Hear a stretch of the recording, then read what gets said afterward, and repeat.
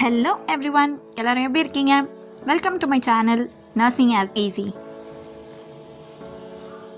இன்றைக்கி நம்ம பார்க்க போகிற சப்ஜெக்ட் என்னென்னு பார்த்தீங்கன்னா பீடியாட்ரிக்கில் principles of growth and development.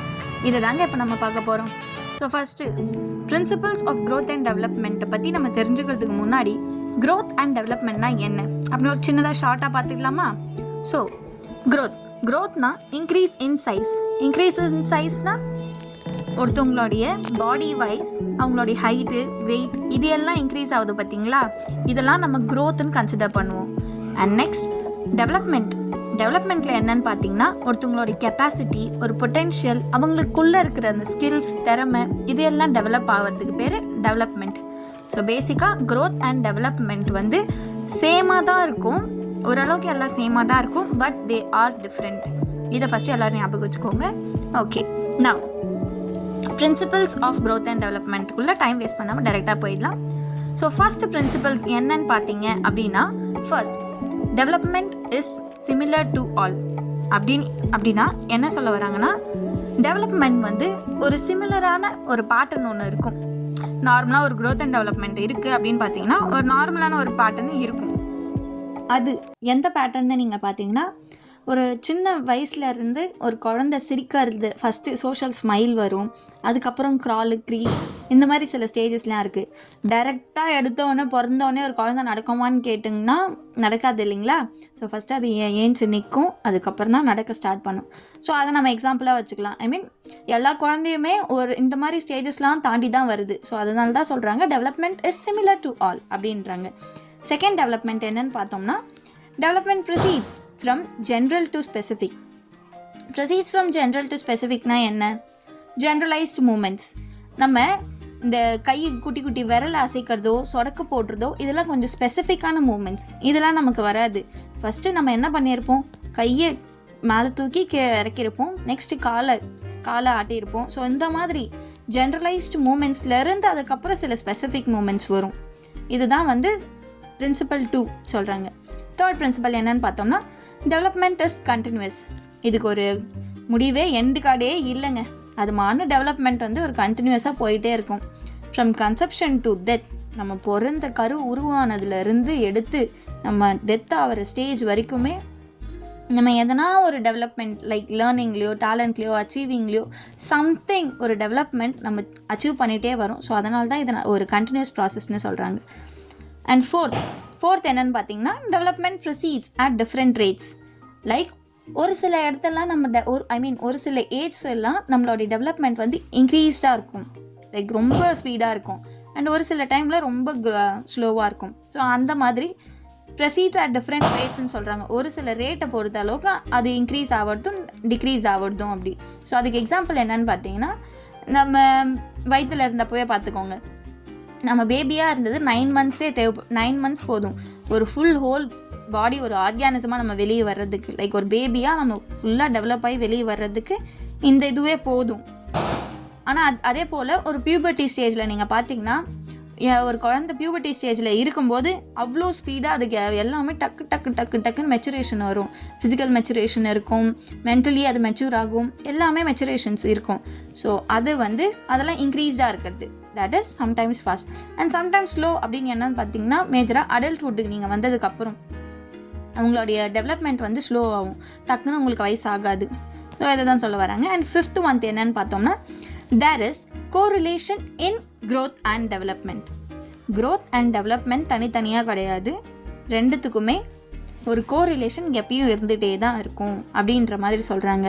Likewise இதுக்கு முன்னாடி நான் சொன்ன மாதிரி ஒரு செக்ஷுவல் பியூபர்ட்டி அட்டென்ட் பண்ணுற பிள்ளைங்களுக்கு sexual maturity and mental maturity இது எல்லாம் வரும் பார்த்தீங்களா? அதை தான் சொல்கிறாங்க. Sexual maturation 2 pattern of interest.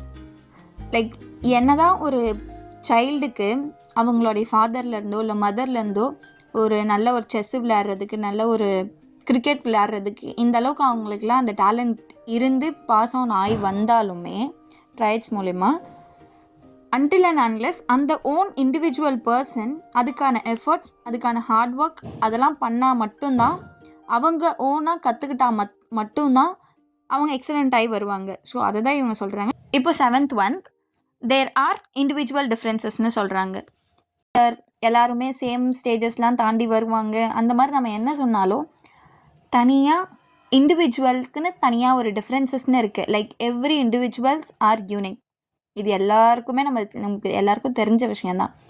So இதை பேஸ் பண்ணி வந்தால் கூட என்னதான் சில பேருக்கு வந்து அவங்களுக்கான வந்திருக்க யூனிக் ஹெரிடிட்ரி அவங்களுக்கு இருந்தாலுமே அவங்க என்வரன்மெண்ட் அவங்க வளர்ந்து வர டைமில் அவங்களோட சுற்றி இருக்க என்வரன்மெண்ட் எப்படி இருக்குது என்னன்றது இது எல்லாத்தையும் பேஸ் பண்ணி தான் அவங்களோட கெப்பாசிட்டி அண்ட் அவங்களோட டெவலப்மெண்டல் ஸ்டேட்டஸ் எல்லாம் எந்த அளவுக்கு இருக்குன்றது தெரிய வரும்.